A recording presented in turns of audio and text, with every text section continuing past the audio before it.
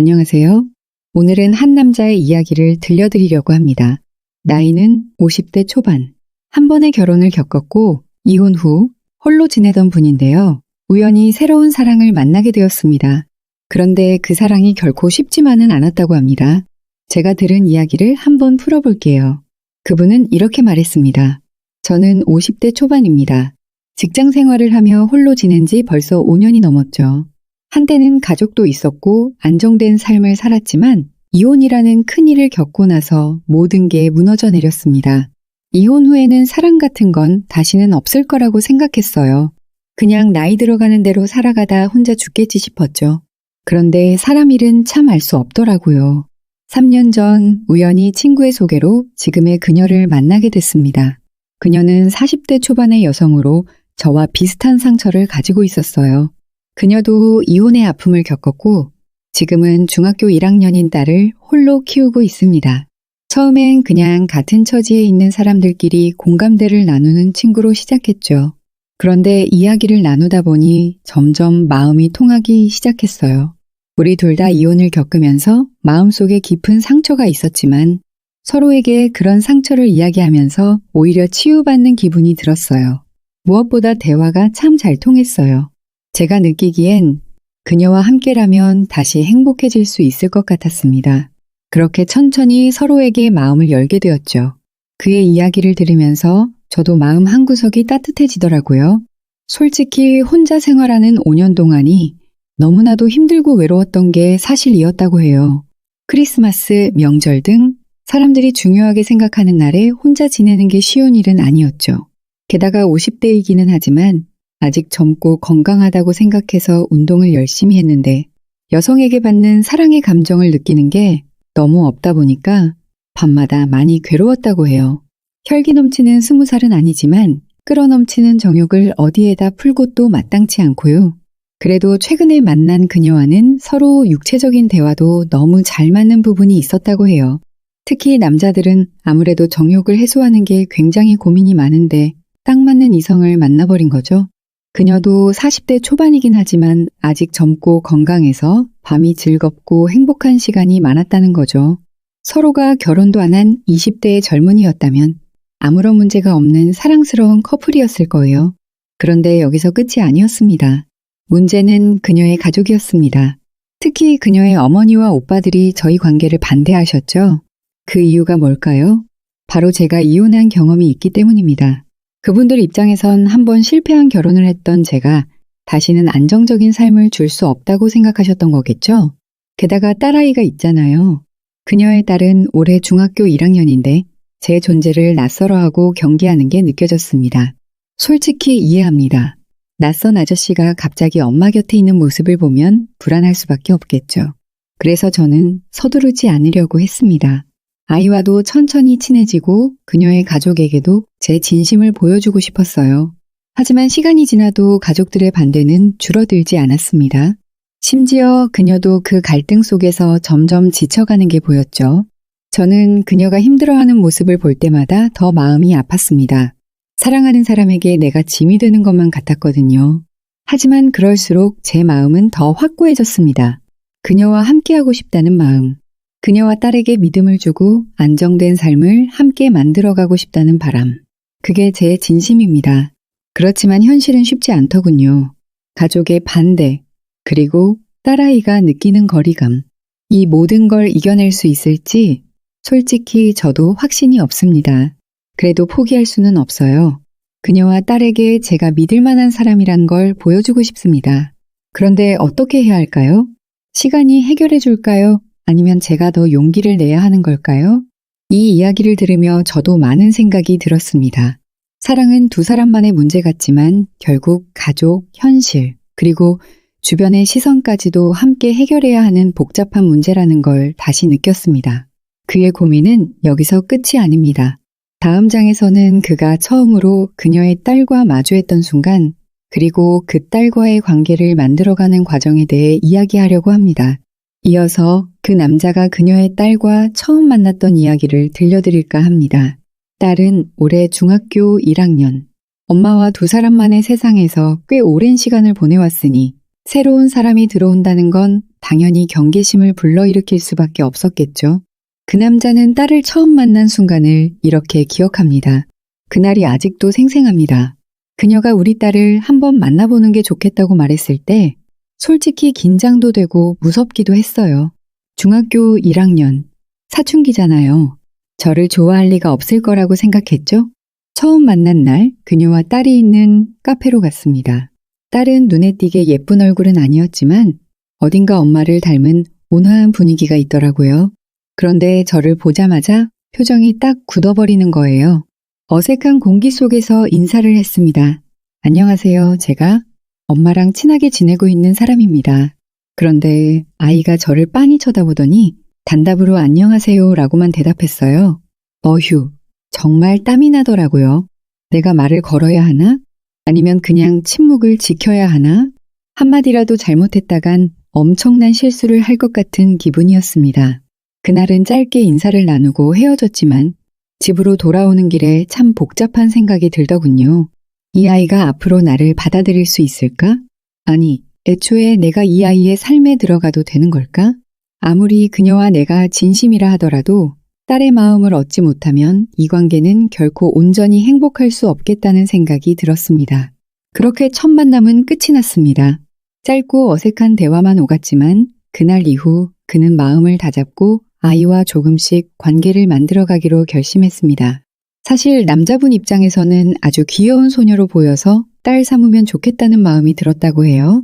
크게 생각지 않고 자신을 믿어주면 좋은 아빠로 남고 싶은 마음이 생긴 거죠. 자녀가 없이 이혼했던 터라 아이가 있으면 좋겠다고 생각을 많이 했었다고 하시더라고요. 물론 결혼하고 새롭게 아이를 만들면 좋겠지만 지금 사랑하는 여자의 아이도 무한히 사랑할 준비가 되어 있던 거예요. 다음번엔 조금 더 준비된 모습으로 만나고 싶었습니다. 우선 아이가 어떤 걸 좋아하는지 물어봤어요. 그녀가 그러더군요. 우리 딸은 딱히 취미 같은 건 없는데 디저트를 좋아해요. 특히 초콜릿 케이크요. 그 말을 듣고 다음 만남 장소로 디저트 카페를 골랐습니다. 두 번째 만남에서는 처음보다는 조금 더 여유롭게 대화를 시도하려고 했어요. 초콜릿 케이크를 시키며 딸에게 물었습니다. 이거 좋아한다고 들었는데 맞나요? 그러자 그 아이가 조금 당황한 듯한 표정으로 대답하더군요. 네, 좋아해요. 그게 다였어요. 하지만 그 짧은 답변조차도 고맙더라고요. 이번엔 저를 전처럼 노려보는 눈빛은 아니었으니까요. 그렇게 두 번째 만남은 아이가 조금 더 마음을 열기 시작한 작은 계기가 되었습니다. 하지만 여전히 갈 길이 멀었죠. 딸은 여전히 그에게 마음을 열기까지 많은 시간이 필요했습니다. 그 후로도 몇 번의 만남이 있었습니다. 아이가 쉽게 마음을 열지는 않았지만 저는 시간을 두고 천천히 다가가려고 했어요. 말투도 최대한 부드럽게 하고 아이가 대화에서 불편하지 않도록 신경 썼습니다. 어느 날 딸이 처음으로 저에게 질문을 했습니다. 저희 엄마랑 결혼하실 거예요? 그 질문이 얼마나 놀랍고 당황스러웠는지 몰라요. 아이가 처음으로 제게 말을 걸었다는 사실이 반가우면서도 그 말 속에 담긴 무게감이 어마어마했거든요. 저는 잠시 생각하다가 솔직하게 대답했습니다. 아직 결혼까지 얘기할 단계는 아니지만 내 엄마를 정말 진심으로 좋아하고 네 엄마와 함께하고 싶다고 생각하고 있어. 하지만 너랑 엄마가 행복할 수 있는 게 가장 중요하다고 생각해. 그 순간 아이의 눈빛이 살짝 흔들리는 걸 봤습니다. 그게 무슨 의미인지는 모르겠어요. 저를 조금이라도 이해하려는 건지 아니면 아직도 저를 의심하고 있는 건지. 하지만 그 작은 변화가 제게는 희망처럼 느껴졌습니다. 그는 그렇게 조금씩 아이와의 거리를 좁혀가고 있었습니다. 딸의 마음을 얻기 위해 진심으로 노력하는 모습이 느껴지지 않으세요? 하지만 아직 그의 앞에는 더 큰 장애물이 기다리고 있었습니다. 지금부터는 남자분이 가장 힘들었다고 말했던 순간 중 하나입니다. 바로 그녀의 가족들, 특히 그녀의 어머니와 오빠들이 그를 강하게 반대했던 이야기인데요. 이 이야기를 들으면 사랑이란 감정 하나만으로는 해결할 수 없는 현실의 무게를 느낄 수 있습니다. 그는 이렇게 말했습니다. 처음에는 그녀의 가족들에게 저에 대해 잘 알리고 진심을 보여주면 언젠가 이해해 줄 거라고 생각했어요. 그런데 그건 제가 너무 순진했던 거죠. 처음으로 그녀의 어머니를 만난 날이 떠오릅니다. 어머니는 저를 보자마자 미소 한 번 짓지 않으셨습니다. 딱딱한 표정으로 저를 바라보시며 이렇게 말씀하셨죠. 본인 이야기는 다 들었어요. 한 번 가정을 이뤘던 사람이라고요? 근데 왜 우리 딸을 흔드는 겁니까? 순간 가슴이 철렁 내려앉더라고요. 저는 차분하게 제 입장을 설명하려 했습니다. 제가 그녀를 진심으로 아끼고 사랑하며 그녀와 딸에게 안정적인 삶을 만들어주고 싶다는 제 마음을요. 하지만 어머니께서는 단호하셨습니다. 그건 본인 생각일 뿐이에요. 이혼한 사람의 삶이 얼마나 불안정한지 우리 딸이 감당해야 합니까? 우리 집안 사람들은 다 반대입니다. 그러니 이제 그만 만나는 게 좋을 것 같아요. 그 순간 저는 아무 말도 할 수 없었습니다. 그녀 옆에서 가만히 앉아 있는 게 전부였죠. 그녀도 무거운 분위기에 말 한마디 제대로 못했습니다. 어머니의 눈빛이 너무 강렬했거든요. 제가 무슨 말을 해도 다 튕겨져 나갈 것 같은 느낌이었죠. 그날은 그렇게 끝이 났습니다. 사실 남자분 입장에서도 억울할 수 있는 게 서로 이혼을 한 처지인데 자신에게만 이렇게 엄격하게 할 이유가 없다고 생각을 했죠. 그러나 여자의 집안에 반대를 무릅쓰고 싸워나가는 게 쉽지만은 않았어요. 특히 엄마의 말을 잘 따르는 자신의 여자친구가 마음이 돌아설까 겁부터 나셨다고 해요. 너무 소중해서 조금이라도 상처 주고 싶지 않은 마음이 컸던 거죠. 그리고 며칠 뒤 그녀의 오빠 두 분과도 만나게 됐어요. 어머니가 직접 저를 만나지 못하게 하시니 오빠들이 대신 얘기를 하겠다고 하셨더군요. 만남 장소에 도착했을 때 두 분은 이미 단단히 벼르고 계셨습니다. 말을 시작하기도 전에 날카로운 질문이 쏟아졌습니다. 솔직히 말씀해 보세요. 우리 동생이랑 결혼할 생각 있으세요? 아니면 그냥 연애만 하실 건가요? 동생한테 잘해줄 수 있다고 하는데 그 근거가 뭐죠? 본인도 가정을 한번 깨뜨렸잖아요. 어떻게 믿을 수 있겠습니까? 그들의 질문은 날카로웠고 그 속에는 분명한 불신이 담겨 있었습니다. 그들의 입장을 이해 못하는 건 아니었어요. 가족으로서 여동생과 조카를 지켜야 한다는 책임감이 있을 테니까요. 하지만 한편으로는 억울하기도 했습니다. 제 진심을 꺼내 보이려고 노력했지만 그들은 단호했거든요. 우리 동생과 조카는 힘들게 살았어요. 이제 와서 또 불확실한 사람에게 맡길 수는 없습니다. 그 말을 들으며 마음이 무너지는 것 같았습니다. 그녀와 딸을 진심으로 사랑한다는 제 마음이 왜 이렇게 가벼운 것으로 여겨질까 싶었죠. 저는 그날 한 가지를 깨달았습니다. 그들에게는 제가 무엇을 말하든 말 자체로는 믿음을 줄 수 없다는 겁니다. 제가 말이 아니라 행동으로 보여주지 않으면 이 관계는 절대 허락받을 수 없겠다는 생각이 들었어요. 그날 이후 그는 새로운 다짐을 했습니다. 솔직히 쉽지 않을 거라는 걸 잘 압니다. 그녀의 가족들은 아직 저를 믿지 않아요. 하지만 저는 포기하지 않을 겁니다. 그녀와 딸, 그리고 그 가족들에게 제가 어떤 사람인지 보여줄 겁니다. 시간이 걸리더라도 말이죠. 가족들을 설득하려면 단순히 제 진심을 말로 전하는 데서 끝나면 안 된다고 생각했어요. 제가 행동으로 보여줘야 합니다. 제가 그녀와 딸에게 진심으로 헌신할 수 있다는 걸요. 그래서 그녀와 상의했어요. 당분간 가족들을 설득하려 애쓰기보다는 우리 셋이 함께 시간을 더 많이 보내면서 서로를 더 알아가고 신뢰를 쌓자고요. 그 신뢰가 깊어지면 가족들도 조금은 마음을 열지 않을까 싶었거든요. 그녀도 제 의견에 동의했어요. 하지만 그녀의 마음속에 불안감이 있다는 걸 느낄 수 있었습니다. 가족들의 반대가 그녀를 지치게 하고 있었으니까요. 이렇게 그는 그녀와 딸을 중심으로 관계를 단단히 쌓아가기로 했습니다. 가족들의 반대라는 큰 벽은 여전히 견고했지만 그 벽을 넘기 위해 그는 한 걸음씩 나아가고자 했습니다. 그날은 평소와 다름없어 보였습니다. 그녀와의 약속이 있어 기다리고 있었는데 갑자기 그녀에게서 메시지가 왔습니다. 오늘은 만나기 어려울 것 같아요. 어머니가 갑자기 저를 부르셨어요. 무슨 일이 있는 것 같아서요. 어머니와 오빠들은 여전히 나를 반대하는 입장이었기 때문에 그녀가 가족 문제로 바빠질 때면 난 마음이 복잡해졌습니다.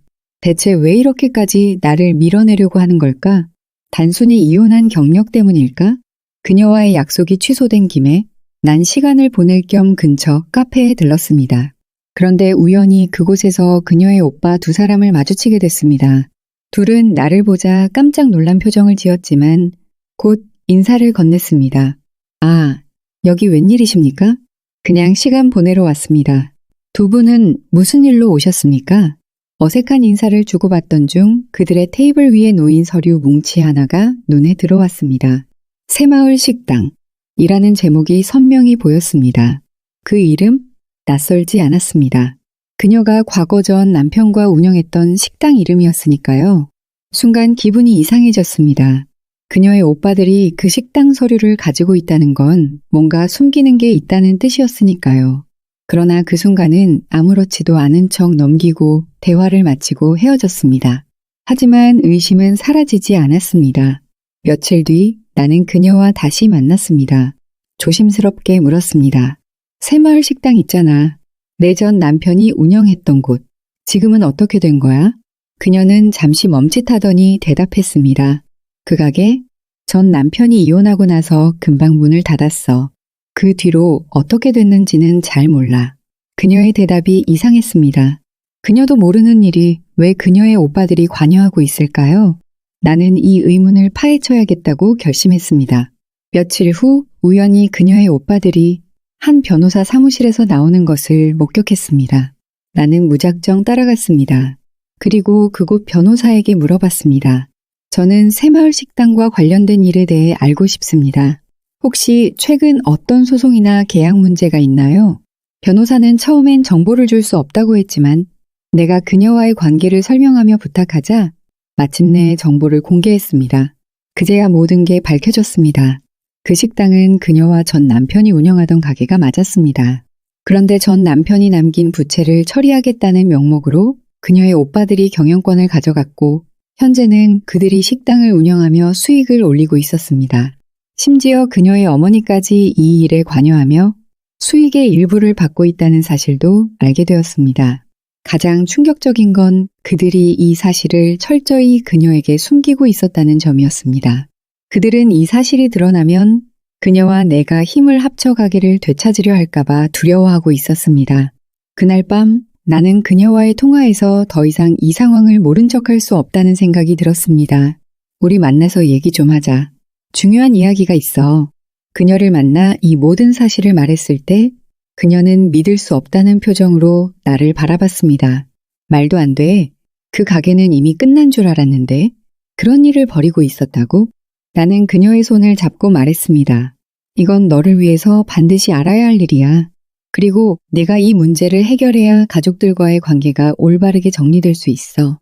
그녀는 한참을 망설이더니 고개를 끄덕였습니다. 그래, 이제는 더 이상 회피할 수 없겠어. 이 문제를 해결해야겠어. 그녀와 나는 진실을 밝혀내기 위해 행동에 나섰습니다. 그녀는 가족들과 정면으로 이야기를 하겠다고 결심했고 나는 그녀 곁에서 최대한 도울 준비를 하고 있었습니다. 그날 저녁 그녀는 어머니와 오빠들에게 이 문제를 직접 물었습니다. 새마을 식당, 그게 어떻게 된 거야? 나한테 숨기고 있었던 이유가 뭐야? 하지만 가족들의 반응은 냉랭했습니다. 어머니는 대뜸 화를 냈습니다. 내가 그걸 왜 알아야 되니? 너는 이미 그 식당과 상관없는 사람이야. 내 전 남편이 남긴 걸 우리가 어떻게든 처리한 거잖아. 오빠들도 그녀를 질책했습니다. 솔직히 말해서 너 혼자 애 키우는 것도 힘든데 우리가 네 부담까지 덜어준 거야. 그걸 왜 이제 와서 문제 삼는 거야? 그녀는 혼란스러워 보였습니다. 부담을 덜어준 게 아니라 나한테 숨긴 거잖아. 그게 나를 위한 거라고 생각했어? 그 자리에 있던 나는 말없이 상황을 지켜보고 있었습니다. 그녀의 가족들은 여전히 나를 믿지 못했고 그녀가 나와 함께 이 문제를 해결하려는 걸 매우 못마땅해 했습니다. 결국 대화는 감정 싸움으로 번졌고 그녀는 자리를 박차고 나갔습니다. 그날 밤 그녀는 전 남편과 연락을 했습니다. 그녀가 직접 상황을 확인하고 싶었던 겁니다. 전 남편은 그녀의 요청을 받고 식당과 관련된 자료를 가지고 나오겠다고 했습니다. 그녀는 나에게 이 사실을 미리 말하지 않았습니다. 전 남편과의 만남이 나에게 불필요한 오해를 살까봐 걱정되었기 때문이었습니다. 하지만 하필 그날 나는 우연히 그녀가 전 남편과 만나는 장면을 목격하고 말았습니다. 그녀와 전 남편이 식당 앞에서 이야기를 나누는 모습을 보며 가슴이 철렁 내려앉았습니다. 두 사람의 대화는 그저 진지했을 뿐이지만 그 순간 내 머릿속에서는 온갖 생각이 휘몰아쳤습니다. 혹시 그녀가 전 남편과 다시 잘해보려는 건 아닐까? 아니면 나에게 말하지 못할 뭔가가 있는 건가? 그날 밤 나는 그녀에게 물었습니다. 왜 전 남편을 몰래 만났어? 나한테는 말도 없이? 그녀는 당황하며 설명했습니다. 그런 게 아니야. 정말로 식당 문제 때문에 만난 거야. 전 남편도 이 문제의 일부였잖아. 직접 확인하고 싶었을 뿐이야. 하지만 내 마음은 쉽게 풀리지 않았습니다. 그럼 나한테 말했어야 했잖아. 나도 이 문제를 함께 풀어가고 있는데 왜 나를 믿지 못한 거야? 그녀는 잠시 침묵하더니 고개를 떨구며 말했습니다. 미안해. 내가 오해할까봐 겁이 났어.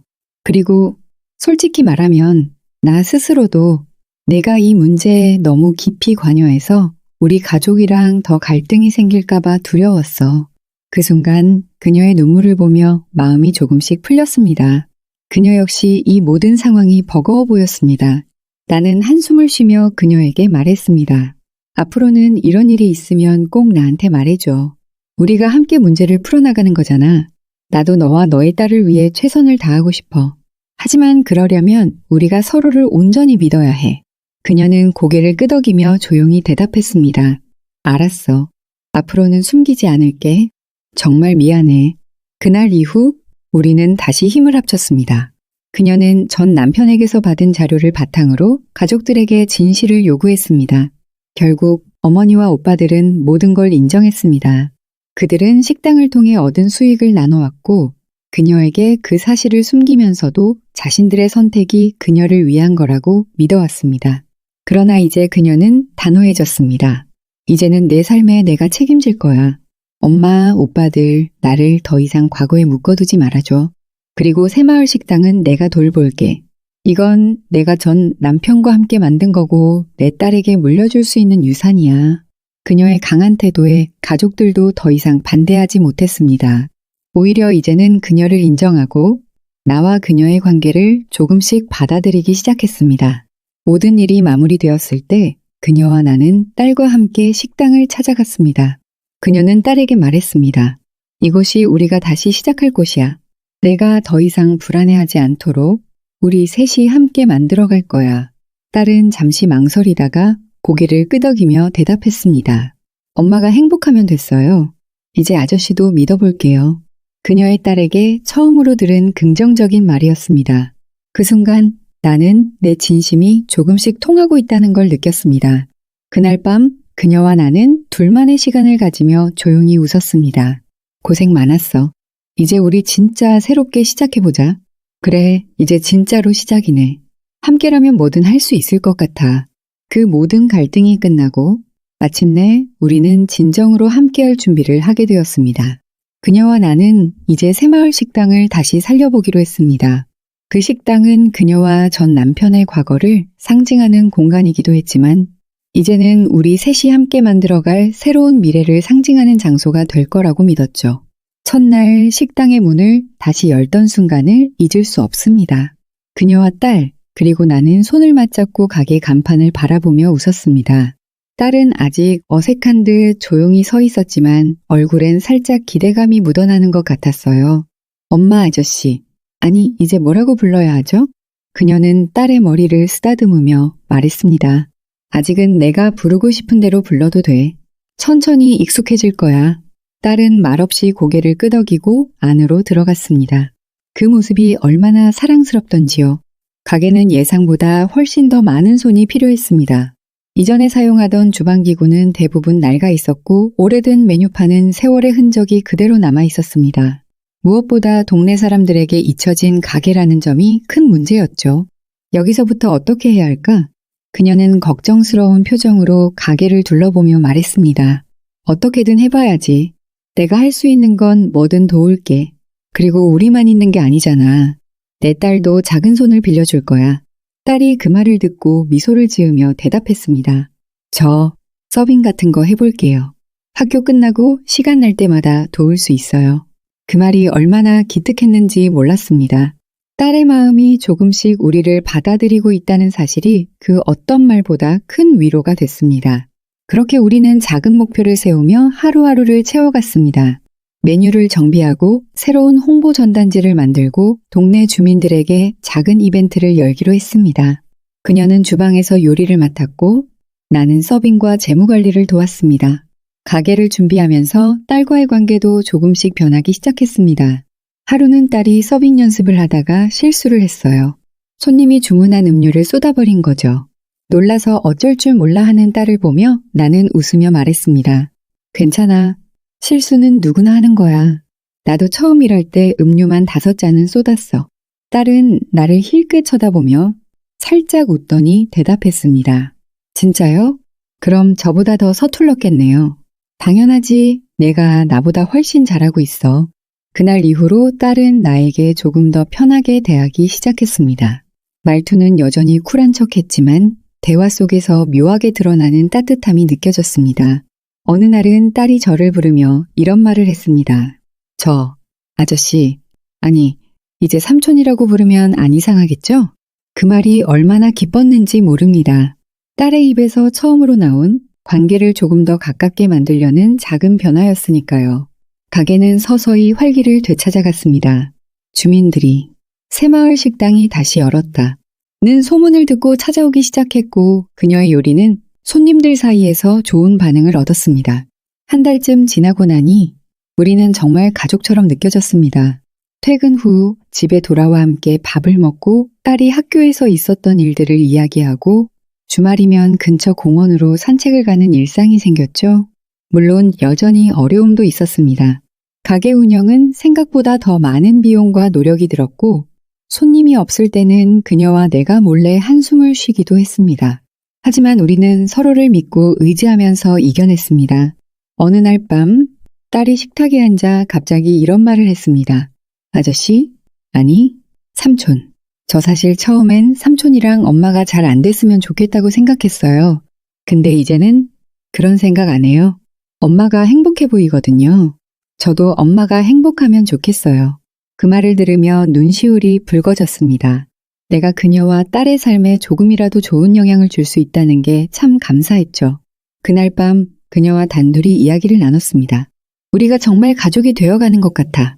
힘든 일도 많았지만 이제는 나도 너희 둘 없이는 상상할 수 없는 삶이 된 것 같아. 그녀는 웃으며 제 손을 잡았습니다. 고마워. 너 덕분에 나도 이렇게 다시 살아갈 힘을 얻었어. 우리의 이야기는 이제 시작일지도 모릅니다. 하지만 분명한 건 우리는 함께라면 어떤 어려움도 이겨낼 수 있을 거라는 믿음을 갖게 되었다는 겁니다.